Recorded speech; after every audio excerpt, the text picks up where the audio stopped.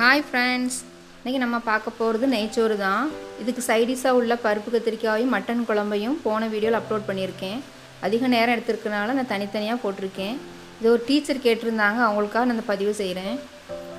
இப்போ ஒரு குக்கரில் 4 டேபிள் ஸ்பூன் நெய், 4 டேபிள் ஸ்பூன் தேங்காய் எண்ணெய், 2 பட்டை, பாதி அன்னாசிப்பூ, 2 கிராம்பு, பாதி ரம்பா இலையை கட் பண்ணி போட்டுக்காங்க.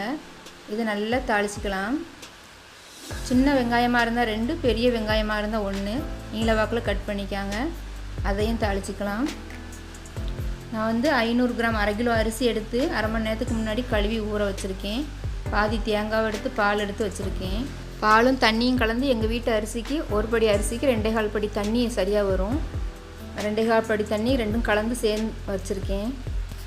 இந்த பால்லையே நீங்கள் மல்லி இலை, புதினா, 2 பச்சை மிளகா, பாதி தக்காளி பழம், சின்ன தக்காளி பழம், பாதி தக்காளி பழம், அரிசிக்கு தேவையான உப்பையும் போட்டு கலந்து வச்சுக்காங்க. இதில் 2 ஸ்பூன் இஞ்சி பூண்டு போட்டு வதக்கிக்கலாம். இஞ்சி பூண்டு போட்டோன்னே கருகும், நீங்கள் சிம்மில் வச்சுக்காங்க. தாளிசம் கருகிடக்கூடாது, சாதத்தோட கலர் மாறிடும்.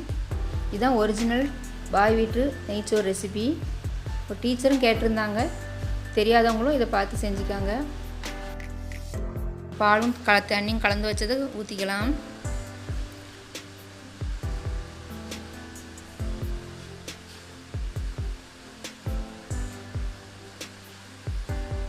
ஊற்றினதுக்காக கொஞ்சம் மூடி போட்டு வைங்க.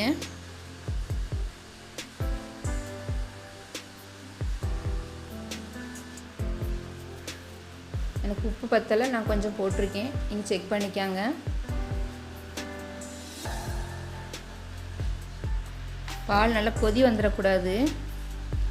கொதி வந்தால் பால் அப்படி தேங்காய் பால் ஊற்றுறதுனால திரிஞ்ச மாதிரிக்கு ஆகிடும். லேசாக சுற்றி வர கொதி வரும்போது நம்ம எடுத்து ஊற வச்சுருக்க அரிசி அதில் போட்டுக்கலாம். இதில் ஒரு 6-7 முந்திரி பருப்பையும் சேர்த்துக்காங்க. இதற்கு காம்போவாக உள்ள மட்டன் குழம்பையும் பருப்பு கத்திரிக்காயும் நான் போன வீடியோவில் அப்லோட் பண்ணியிருக்கேன். பார்க்காதவங்களுக்காக லிங்க் கீழே கொடுக்குறேன், பார்த்துக்காங்க. இந்த படிக்கு நான் ஒரு படி அரிசி எடுத்திருக்கேன். பாலும் தண்ணியும் கலந்து 2.25 படி தண்ணியும் ஊற்றி வச்சுருக்கேன். இப்போ லேசாக சூடு வந்துடுச்சு பால். நம்ம ஊற வச்ச அரிசியை போட்டுக்கலாம். எங்கள் வீட்டு அரிசி கரெக்டாக 3 விசிலில் செட் ஆகிடும்.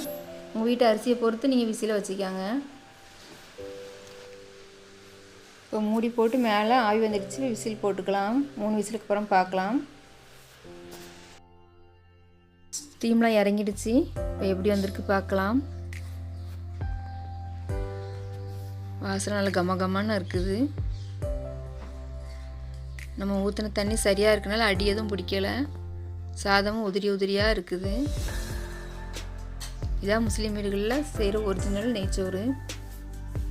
இது எங்கள் விசேஷ நாள்களில் கண்டிப்பாக இந்த சாப்பாடு இருக்கும். ஒன்று பிரியாணி செய்வோம், இல்லை அந்த மாதிரி நெய்ச்சோறு செய்வோம். நீங்களும் இதை மாதிரி செஞ்சு பாருங்கள்.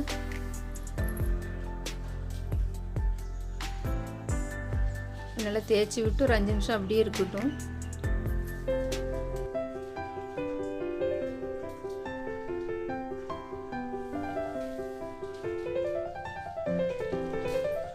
பாருங்க, சாதம் நல்ல உதிரியாக அழகா இருக்குது.